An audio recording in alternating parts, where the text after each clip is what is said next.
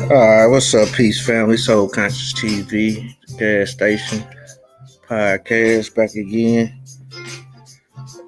Tonight we're going to talk about cult leaders, Jim Jones, David Koresh, Charles Manson, just to name a few.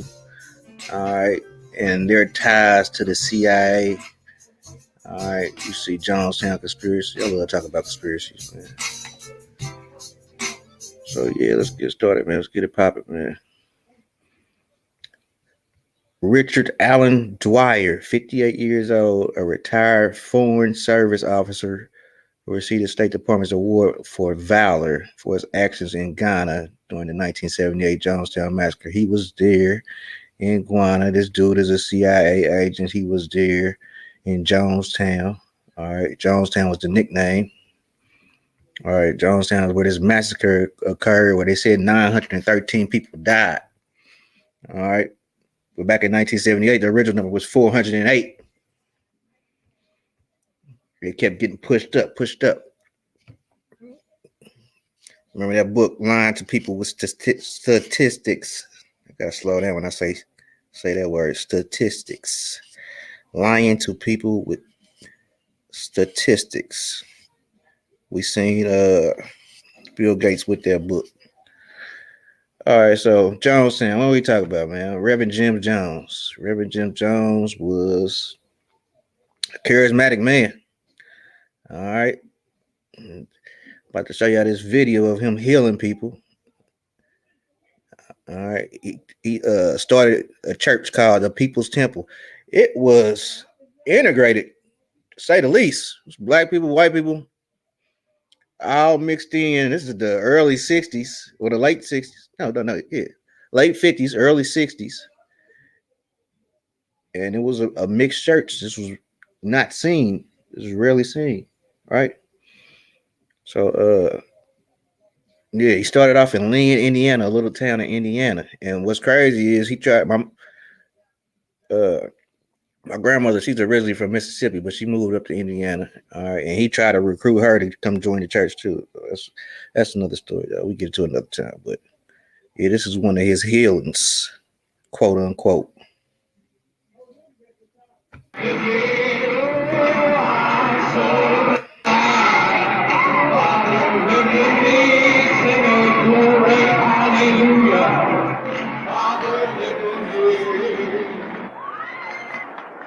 The doctor has relieved you from your work. Here we go. Second row.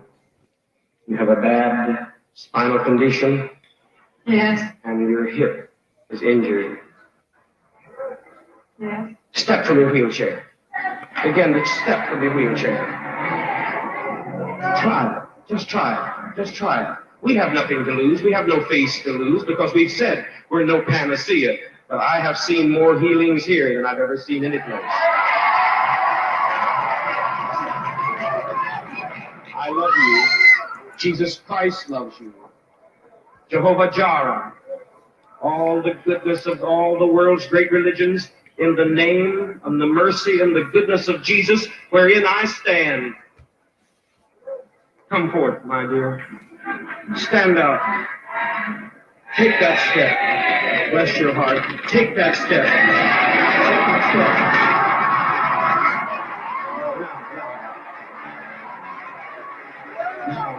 Now, move forward. Move forward. Move forward. Move forward. Move forward. Move forward. You can do it. Move forward. Move forward. Child, sweetheart, just keep my arm forward. Now, move forward. Freely. Now begin to exercise the joy. I love you. Christ loves you. The people love you. Now, sister, walk briskly. Walk briskly.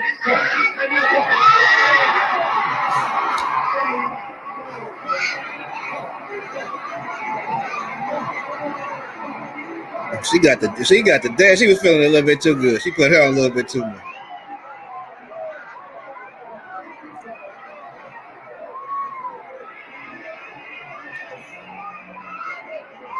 All right. Hey, man. Okay, we got brother Jim Jones.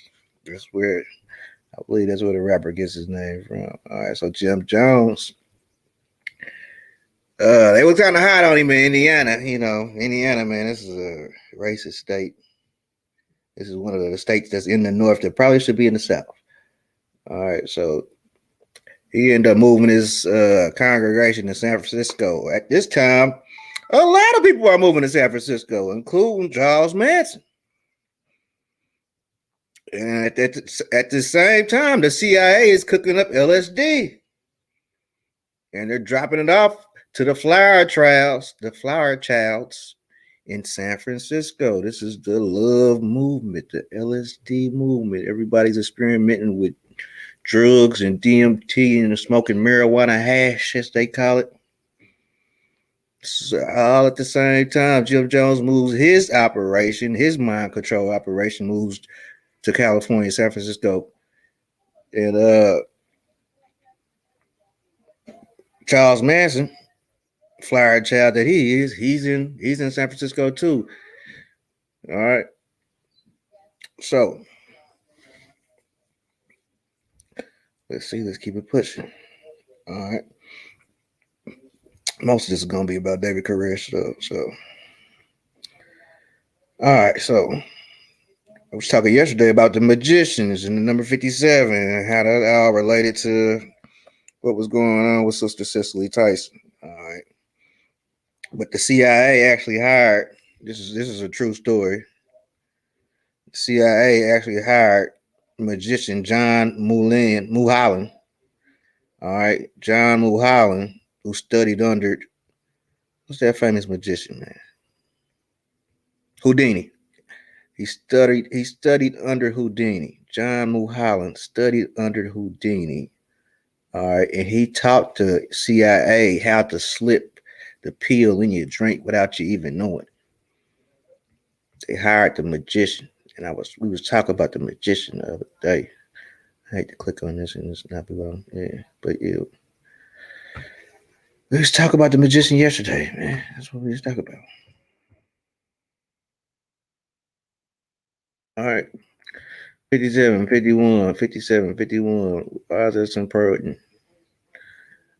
Revelation 51. I mean, Revelation 5 1. All right, Revelation 5 1. We're going to get to that because in another, this is 1993 that this happened, Waco, which sounds like wacko, which is another word for crazy. All right, the Church of Davidian. You got a guy by the name of David Koresh, like King David. David Koresh, the branch of Davidians. He was in Waco, Texas, and went on a 51-day siege. I said, well, damn, it couldn't be 50 days. It couldn't have been 49 days. It couldn't be 52 days. It had to be 51 days, right? 51 days. So just like Revelations 5 1. And this was a church. This was part of the church. Like I was saying, they use the story of Jesus Christ. They use the story of the Bible because they know pretty much everybody's familiar with it. I don't know about too much nowadays that these kids ain't really growing up in the church like we did coming up. But if you about 30 years old and older, you probably grew up in the church, more than likely. And so they use these stories, they use these storylines, all right, to always, and these was always the main headlines. These are the main stories. I've been looking at all these stories back in the 90s, right? This is 93. Yeah, 1999, Columbine happened. Uh, Bill Clinton, his situation, just a whole lot of stuff, man. A whole lot of news stories, right? But do we got this, man? Yeah, we got it. We got it. I saw in the right hand of him who sat at the throne a scroll written inside, and on the back sealed up with seven seals. Now Jesus is the only one who could open these seven seals, right? This is Revelation 5:1. It speaks of the coming apocalypse. Now a lot of these like Jim Jones and David Koresh, they use the Bible and the talk of apocalypse to scare these people into doing what they want them to do. David Koresh was sleeping with his congregation. Jim Jones was sleeping with his congregation, men and women. All right. So let me stay on topic, man. Jim Jones. Okay, he's in San Francisco. The heat starts coming on him in San Francisco. I believe at this time, I believe when he's in Indiana, that's when the CIA comes to him and like, we need you to we got something cooked up for you. The CIA came to Jim Jones and said, man, we got something cooked up for you. We need you to bring these people, and we're going to have a mass suicide. I believe the plan was set out in Indiana. The CIA approached him, so they wanted him to go to San Francisco, where they was doing all the LSD and shit, getting out of LSD. CIA was cooking shit up in San Francisco, right? So they was working with Charles Manson too. All right. So boom, he had to move to Ghana. Jim Jones takes these people to Ghana. Well, first he goes. Then he records a video. Then he sends it back to the people, showing them that, oh man, we growing fruit down here, man. We eating good down here. Everything's good, man. The weather's nice. All this stuff. So he get people to come down there, come to Ghana, to a place called Jonestown. Let me see if we can get some pictures up here, man. To a place called Jonestown, and join him there, and they're getting away from United States government.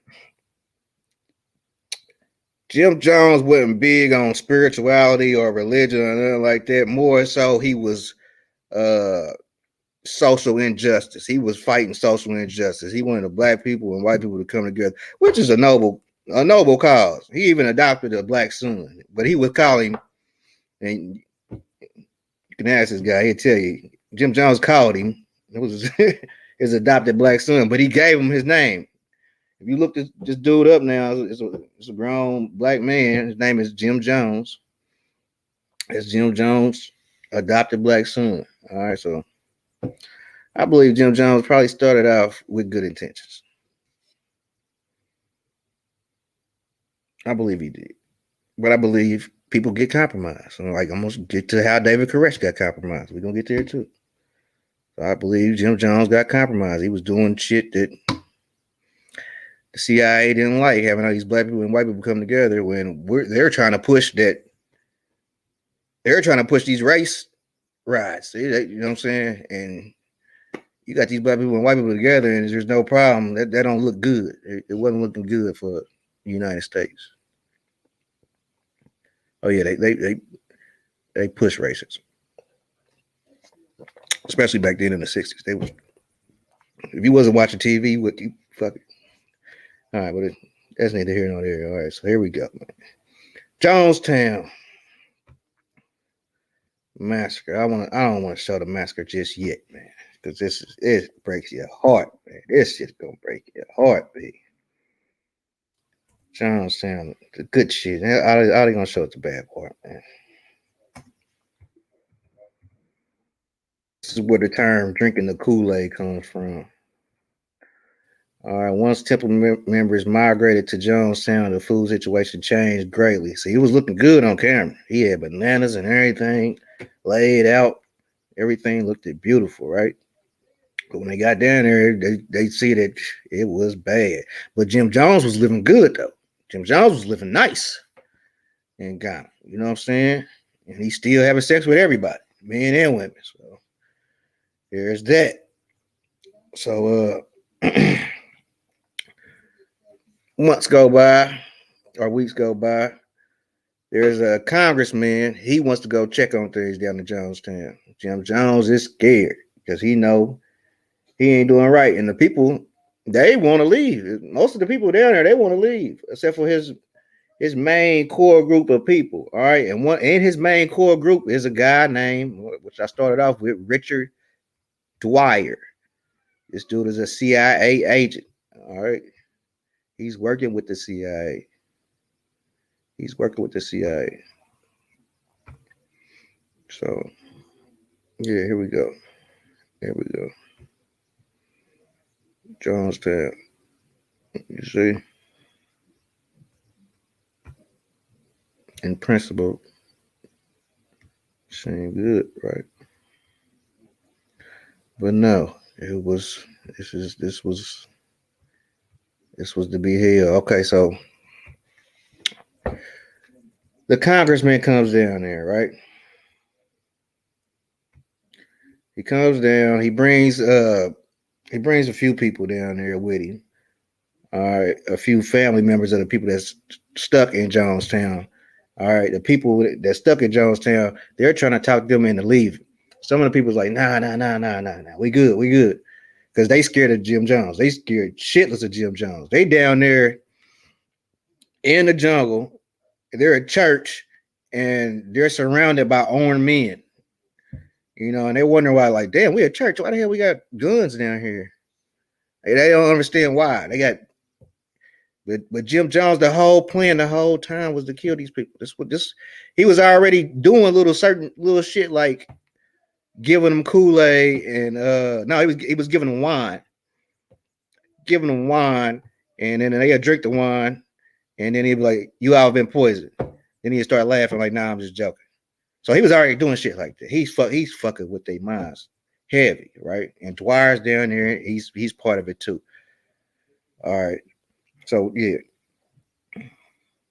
the congressman makes it down there. He checks things out. Everything is looking good. Everything's looking like this. All right. They have a big feast for the congressman. They have a show. They put on a show. You know what I'm saying? And then the congressman, he gets up on the mic and he's like, "Well, shit, from what I'm seeing, man, everybody and what from the people that he talked to, everything seems on the up and up. Everything seems good." These people let out a scream, a joyous scream. They're clapping. They're going crazy. Like it's a little bit too much. Like it all seemed planned out. You know what I'm saying? It all seemed planned out. So they let out this joyous scream. They're all clapping. They're happy, and they gonna get to stay. So the next day, the congressman ready to roll out. Him and his people, they ready to roll out.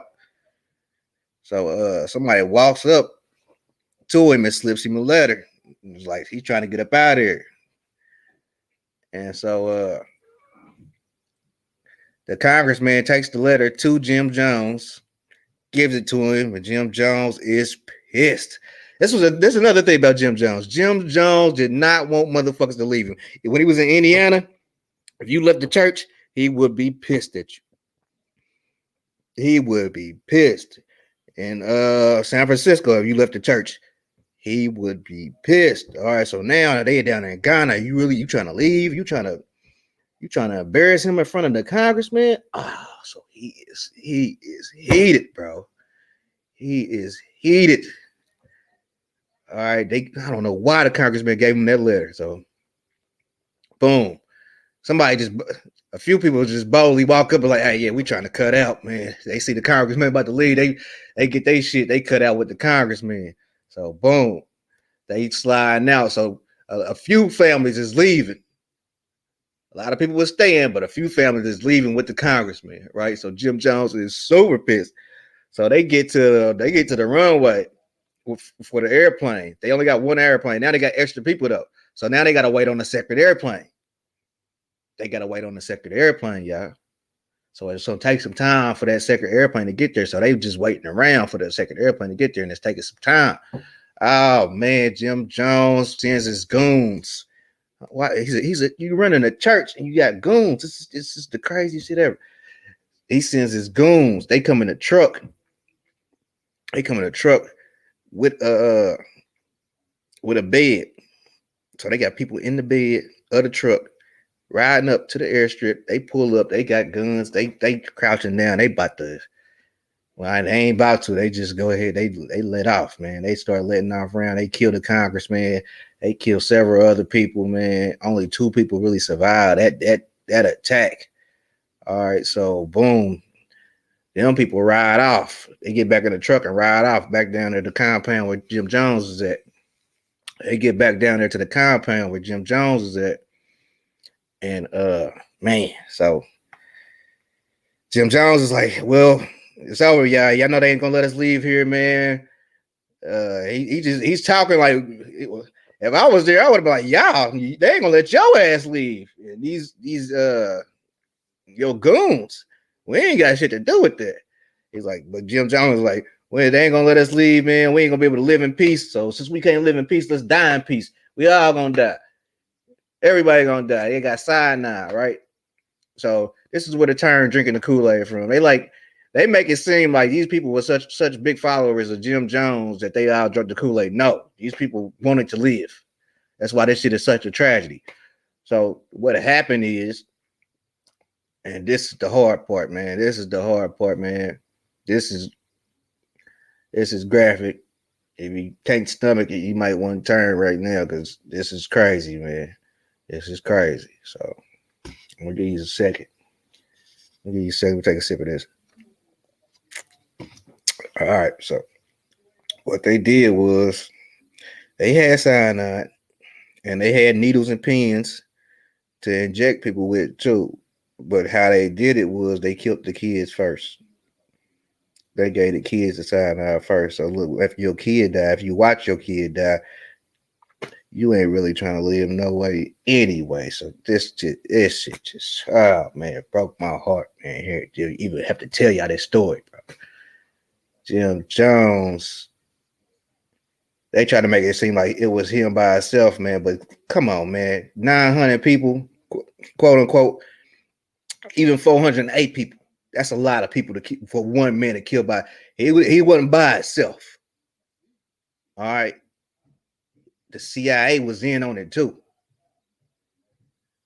And how can I say that? I'm keep on showing you Richard Dwyer was there. And you think Richard Dwyer rolled by himself? No, it was other CIA, man. This was planned. This shit was planned. All right, so anyway, yeah, you see a child die, you see a little baby die, man. They killed the little babies, man. And then the people who did want to take the Kool-Aid and try to run off, they was shot. They was shot. All right, so they say that Jim Jones was shot and killed himself too, but man, I think that motherfucker probably lived. Shit, he probably just now died, man. Jim Jones probably, because he was CIA. He was an informant. He was a CIA informant, man. He was linked in with the CIA, and they did this mind control stunt and killed all these people for man. Why would you do that, man? It's just crazy, man. That was just crazy, man. But yeah. All right, so yeah, he's connected to the CIA, man. He's definitely connected to the CIA. So let's move on, man, to David Koresh. David Koresh, right? The 51-day siege. And when I thought about 51, I'm looking at 51. I'm like, oh, Revelations 5:1, the seven seals. All right, now David Koresh was a smart motherfucker, man. David Koresh was a borderline genius. He learned the whole New Testament at 14 years old. And by the time he was 18, he learned the whole Old Testament.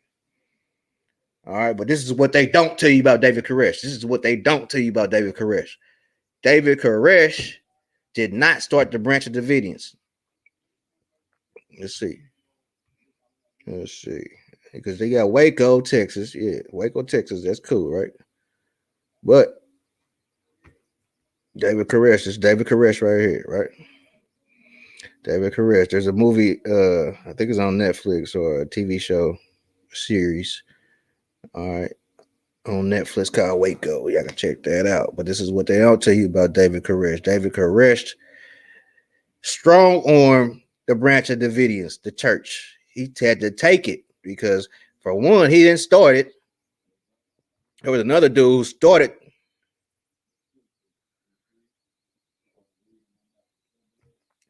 the Branch of Davidians. The Branch of Davidians,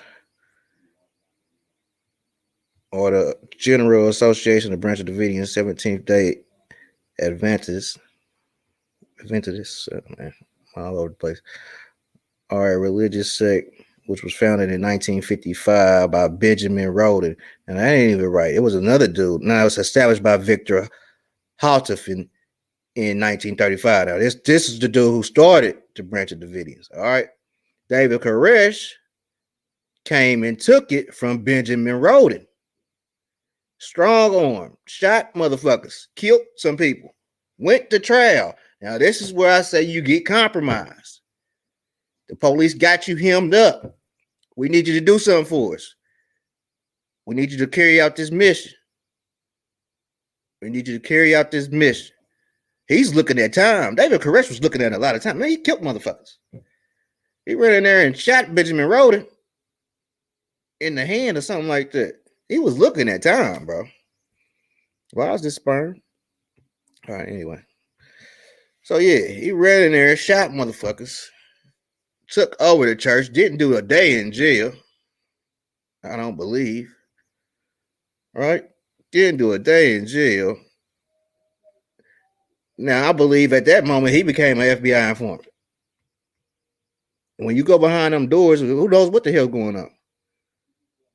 Who knows what the hell going on? So he takes over the 77-acre compound, another number associated with the Christ, a 77-acre compound.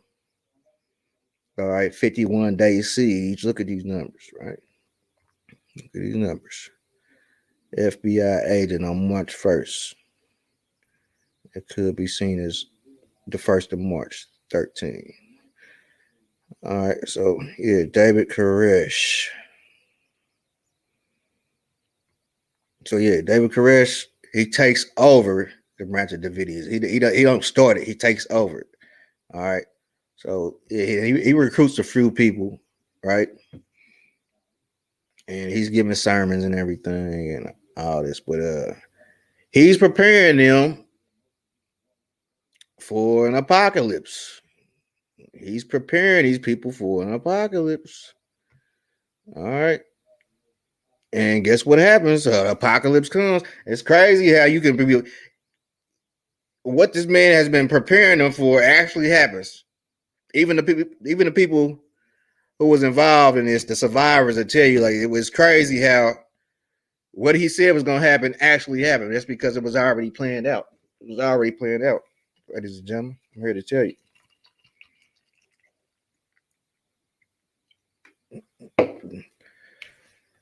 David Koresh more than likely is a CIA agent.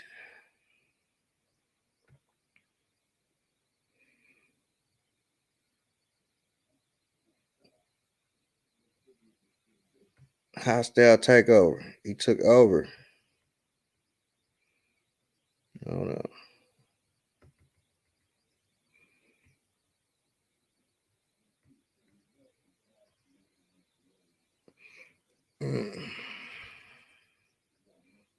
Hold on, yeah. Wait a minute. Because I forgot I had more stuff about John Sam, but you know what? We're going to keep it pushing, man. We're going to keep it pushing. All right, so yeah. David Koresh and Waco. So they run up in, they come and want to arrest David. They want to arrest David, right? So David's like, nah, it ain't happening. And they don't know who shot first. So in the movie, they say they shot the dog first. The ATF came and shot the dog first. You know what I'm saying? Okay, this is what happened. Now I know what happened. Okay, so it was a UPS driver. And David Koresh had been ordering guns. That's why I'm like, man, well, you're a church organization. Ain't y'all supposed to be about peace? Why are y'all ordering so many guns? And plus, he was ordering grenades too, because a grenade fell out and the UPS man found it. And so the ATF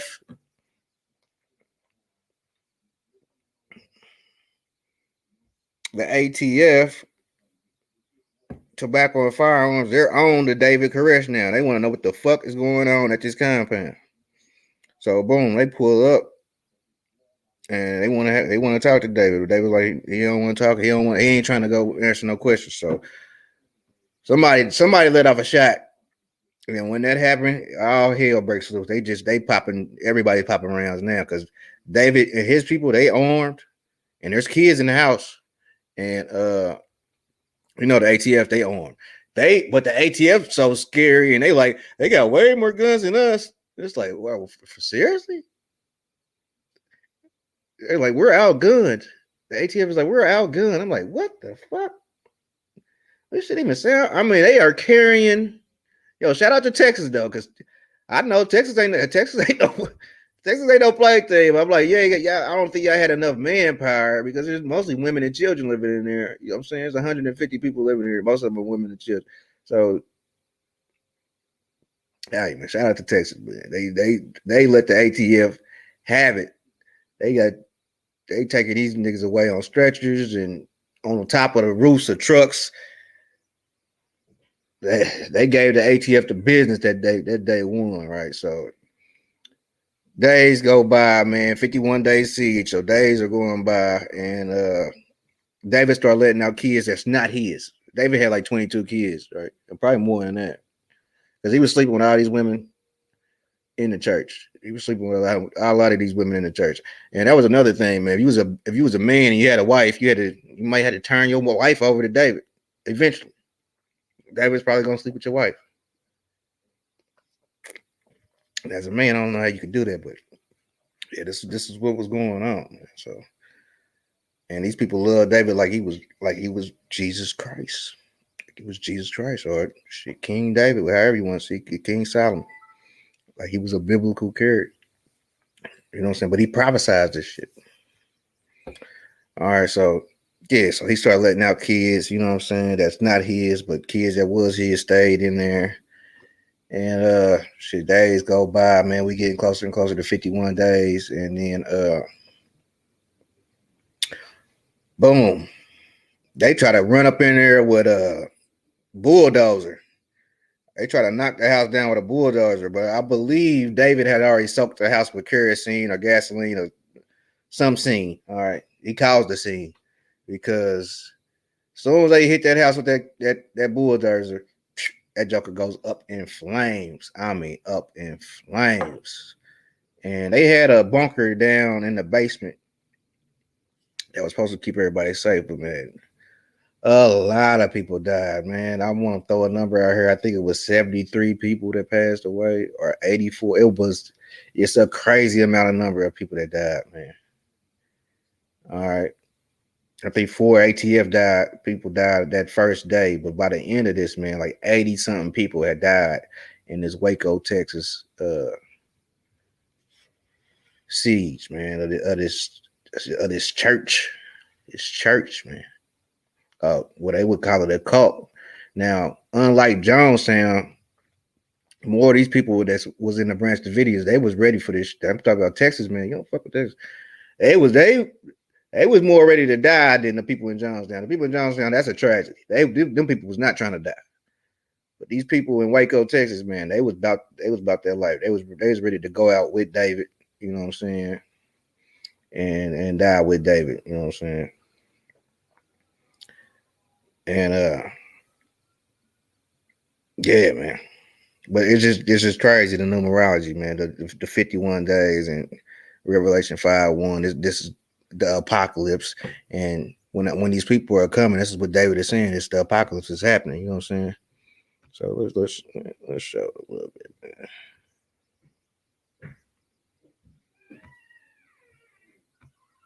The siege at David Koresh's Branch Davidian compound in Waco, Texas, lasted for 51 days and showed the world just how badly the FBI could mess something up. And with Paramount's Waco now on Netflix, a new generation is learning about the tragedy. Here's why the siege was worse than you think. Every leader has to rise to power, but before David Koresh rose to become the leader of the Branch Davidians, it was George Roden who ruled. Yeah, George Roden ruled the court. Now look, he knows all this, but he'll never put two and two together. Joe is running the court. David comes in and shoots motherfuckers. goes to jail, and gets right out. He made a deal, man.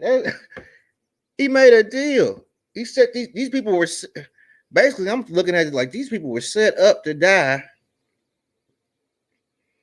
for a news story, and once they make it on the news, that is mind control because the whole world is going to see it. I mean, the whole world know that it's behind church, and it's called Waco, Texas, but it really looked like wacko. Like these people are wackos, and just like Jonestown, these people drunk the Kool-Aid, which even in Jonestown, man, I don't even think it's coming out now that most of these people were shot. A lot of them did not drink the Kool-Aid. Crazy. Charles Manson monkey ass. This is a little guy. Born 11/11, the master number. Born 11/11, the master number. He ain't never killed nobody. Right? When he was a little kid, he had women jumping on a guy that was fucking with him. These girls beat up a guy for Charles Manson when he was a little kid, forecasting what was to come. Women protecting him, well, doing what he says, acting out for Charles Manson. All right, Charlie Manson. We're gonna call him Charlie. So yeah, Charlie ends up moving to San Francisco. He could get his hand on drugs, LSD. You know what I'm saying? He's messing with all these ugly women, and I'm not calling them ugly, but this is what this is. This is what the word is, man. These women are not attractive, right? And he's playing on their low self-esteem. He's basically playing on their low self-esteem. So yeah, he's dating these ugly women, man. And he said it himself. He said, "You don't know how I really got these women, man, to do what I say." He said, "I fuck them good." That's what he said, man. This is quote from Charlie Manson. He said, "I fuck them good." So yeah, and he's giving them LSD, which I don't know. Let's do this.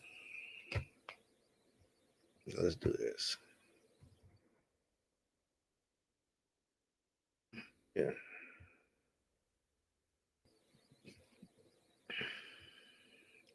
Because this ain't even a secret. Project MK Ultra mind control. You see this shit on conspiracy channels all the time, but this is not a conspiracy. This really happened. Experiments on humans were intended to identify and develop drugs and procedures to be used in interrogations in order to weaken the individual and force confessions through mind control. The project was organized through the Office of Scientific Intelligence of the CIA and coordinated with the United States Army Biological Warfare Laboratory. Yeah, you know, your government, which means to control, the mint is the mental. Your government is here to control your mind. It's mind control. It's not a secret. The government is here to control your mind. The CIA, they're their main fucking dog in the fight, man. So yeah, Charlie Manson, this motherfucker, he's wanted to be a rock star. All right, that was his whole thing. So he's a actor slash musician, which I be telling y'all, man, most of these people be actors. Most of these people be actors, man. So yeah, Charlie Manson, this motherfucker, he tries to scare people, but this motherfucker, if you see Charlie Manson little ass, most of you women out there beat his ass. Like this dude is not intimidating at all. He's just fucking freaky. He has that name. He carries that lure. You know what I'm saying? So Charlie Manson, he ends up he want to be a musician, right? So he ends up hooking up with one of the dudes from the Beach Boys. I don't mean hooking up as in a sexual way. I'm just mean he sends his women out, and the dude from the Beach Boys, he's a horn dog, so he picks these women up, and then He goes do a musical session with the Beach Boys. He comes back to his house, and then boom, Charlie's in his house. This is just like that. It's just that quick. Charlie's in his house, and Charlie's provide him drugs and girls. Charlie's the pimp, basically. Charlie's the pimp. He's providing this man girls and drugs, and Charlie will give you LSD. He'll put the LSD in your mouth, all right, and then he'll break off a little piece of LSD, and he'll take a little bit. He don't take a lot. That's another thing you gotta watch out for. But anyway, he'll give you all the LSD, but he'll take a little bit. All right. And then he'll act like he know a lot about the Bible too. Charlie Manson knew a lot about the Bible too. So he would act out like he's Jesus. You know what I'm saying? Reading scripture from memory. And this played on the psyche of these people. Man. It played on the psyche of these people. So even dudes, even grown ass men, he had control over grown ass men. I don't know if he was having sex with these grown ass men, but he had some type of power over these men too, because it was a dude who went and did the thing that we about to talk about, the Sharon Tate murder. All right, so boom, there's this big musician, right? And not the dude from the Beach Boys, there's another one. Charlie's trying to get hooked up with him, because if he get hooked up with him, this dude was writing all the hits in the 60s. This dude was writing all the hits in the 60s, man. And so Charlie was really trying to get hooked up with him. And Charlie, in his slick, sly way, he made his way towards dude. But dude, he had been famous since, you know what I'm saying? His mama was famous. So he knew how to keep motherfuckers at bay. You ain't getting up in his house. So Charlie couldn't get up in the house. You know what I'm saying? And then eventually this dude moved. So when he moved, Sharon Tate and her husband, they moved in. Sharon Tate and her husband, they move in, right? So Charlie's pissed because the Beach Boy dude, he wrote a song. Charlie wrote a song, and the song was actually pretty good. Charlie wrote a song, and the song was actually pretty good. The Beach Boy dude, he took Charlie's song, flipped the motherfucker, flipped some words around, and shit, the Beach Boys put it on their album, which most of the Beach Boys didn't know that was Charlie Manson's song. Most of the Beach Boys, they didn't know it was Charlie Manson's song, but that one dude, he knew. So Charlie Manson wrote that nigga a letter and put a bullet in the letter and said, "You know what time it is." He told her, "You know what time it is." Charlie's about to see that nigga. So so Charlie's about to see dude, right? So Charlie wasn't even really tripping on that dude, man, because he was about to hook up with dude. But then dude played him to the left. Dude told him straight up, like, "Man, I wouldn't know what to do with you, man." You know what I'm saying? Charlie's a little short, little ugly motherfucker, man. He's like, "Man, I wouldn't know what to do with you." He said he liked the song, but it's you. It's you. It's you, Charlie. You're not marketable, motherfucker. So Charlie got pissed about that. So Charlie was gonna send him up there to go kill him. He knew where the house was at. But by this time, dude had moved out and Sharon Tate moved in. Sharon Tate is pregnant. She's married to a movie director husband. And shit. The movie director husband, he cuts out. He's on set shooting the movie. So she got her homegirl there. Her last name is Folgers, just like the coffee. She's worth a lot of money. Just like the coffee. All right. She's the daughter of the guy who made the coffee. And there's another guy there. There's her ex-boyfriend, which if I'm her husband, like, what the fuck is he doing there? But anyway, yeah, so that could be a whole nother conspiracy theory, but we ain't gonna go there. So yeah, man. That murder take place, man. They kill a kid outside, and then they go in there and they kill Sharon Tate and all this stuff, man. But yeah. Charlie, man, he's why is he so? I mean, because he did the most famous killing in Hollywood, so that's why. But I'm just like, this dude is. He got to be.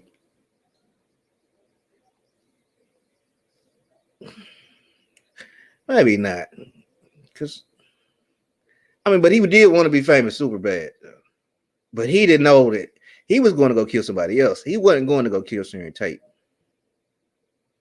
But he didn't kill nobody anyway. He has that mind control over motherfuckers. That was Charlie Manson thing. He never killed nobody. He just had the mind control to do it. He orchestrated the shit.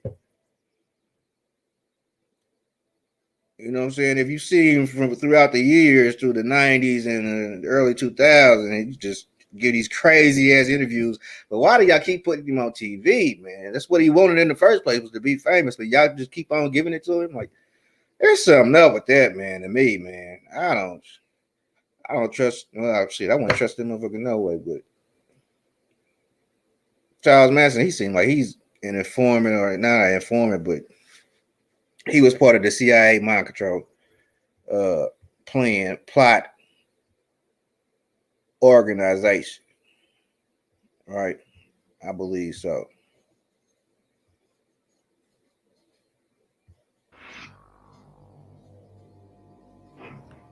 From UFOs to ghost and psychic powers, history is riddled with unexplained events. You can turn back. That's a fucking game, man. It is a one world order, the new world order. All these hierarchies around the globe are fucking in on it together, and then they a Nazi is a fucking you're very low on the totem pole if you're a Nazi. A patriot, if you're a patriot, you're very low on the totem pole. You're not making no fucking decisions. All right.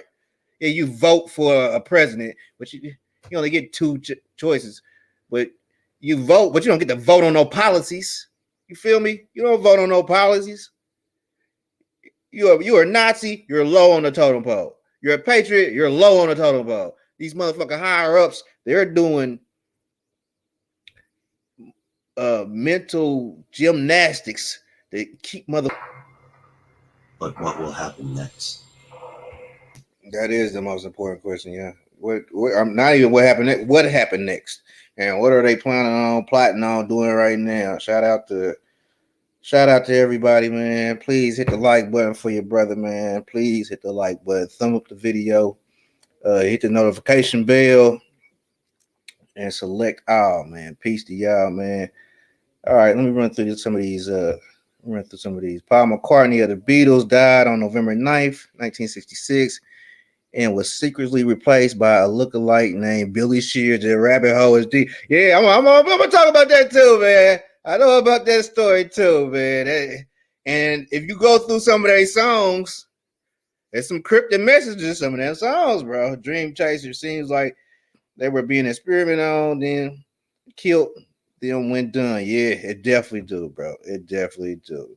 They were getting their vitals read daily along with what they were. What they were told were vitamins and signs. You take daily readings with an experiment on something, man. That is true. That's a fact. Shout out to Dream Chaser, man. Shout out to Crystal, man. I know that was sad. I hated to do that, man. I hated to tell that story, man. But it had to be said, man. All right, Cameron Lopez, peace to all, man. Peace to y'all, man. Please be sure to hit the like button for your brother, man. All right. I'm gonna catch y'all next